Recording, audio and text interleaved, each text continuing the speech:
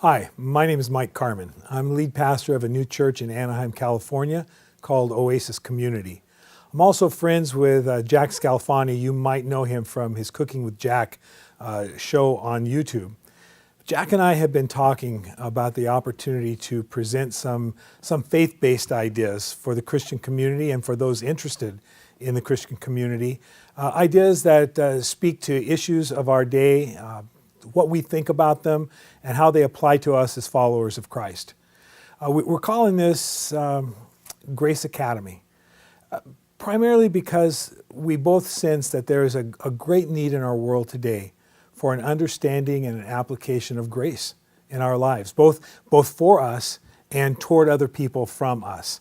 Problem is, at least the way I see it, grace is not always understood by us. We're not always wired in such a way as to provide grace. We love to provide a lot of truth and judgment, justice for people. What's fair, what's right, people getting what they deserve.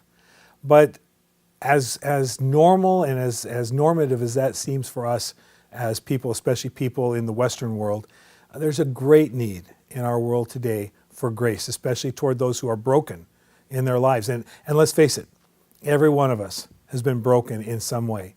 Every one of us needs grace. We want grace. We want people to give us grace, but we need to learn how to apply that grace as well. I want you to think, for purposes of this time together, of grace and mercy being like two sides of a coin. Mercy is the one side. Mercy would be, operational definition, not getting what you deserve. So you're speeding down the road, you're breaking the law, you know you are. Policeman pulls you over, but instead of writing you a ticket, he gives you a warning because he chooses to, not because you're that good looking. That's mercy, not getting what you deserve. Grace would be the other side of that coin. That is getting what you don't deserve.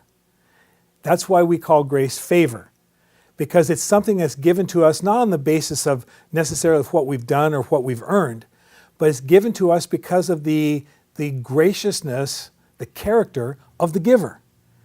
We need to understand how it is we can receive grace in life and then give grace as well. And this is why I've noticed, and I know you have too, with the advent and explosion of things like social media, that we have become people who find it far easier now to be harsh and judgmental and just downright nasty with people in ways that 10, 15 years ago we wouldn't have been.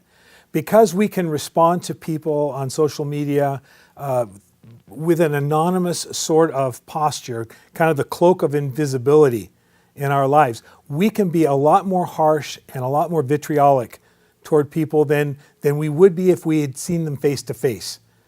And I understand how that is, and I understand how easy it is to be. Instead of now me having an opinion and you having an opinion, and even if our opinions are different, we can agree to disagree without necessarily being disagreeable with each other. Now I have an opinion and you have an opinion, and I know my opinion is right, and if you don't agree with me, you're stupid. That's the way we tend to treat people now. At least that's what I see.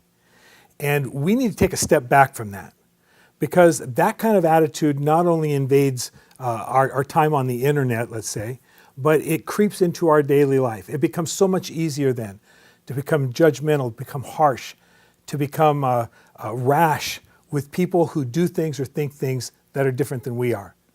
That guy cuts you off on the freeway. Look, that's never been good. But it's so much easier now to be angry with a person like that. And the worst part about that, he never even knows necessarily that you're angry. All it does is increase your hypertension. It raises your blood pressure. It makes you set off for the day in a bad way. What I would like to see us do is to be able to take a step back from those kinds of things. Take a deep breath and maybe begin to extend some grace, to suspend judgment a little bit on other people and give them the benefit of the doubt. You know why? Because we all want people to give us the benefit of the doubt in our lives, don't we? So if that's what we want, that's what we need to learn how to give. That's grace. The Bible says that Jesus came, when he came in John 1:17, he came in grace and in truth. We're pretty good at one or the other of those things, but not necessarily finding the fullness of both of them in our lives. That's what we need to try to be, because that's what Jesus was. He wasn't just a balance of grace and truth. He was the fullness of grace and the fullness of truth while he was here on earth. And because of that, he tells us who follow him that we need to understand both grace and truth in our lives as well. In James chapter 2, he says that it's judgment that will be given to a person who shows no mercy. Think of that mercy and grace coin. If you don't show mercy, you're going to get judgment.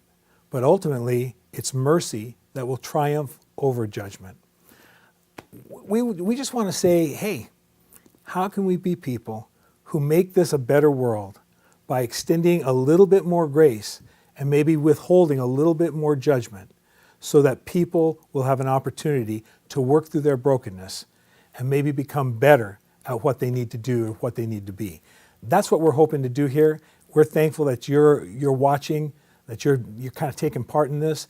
Would love to hear from you and your thoughts on this, and hope that this can be a kind of a journey that we learn together in. Glad that you're with us.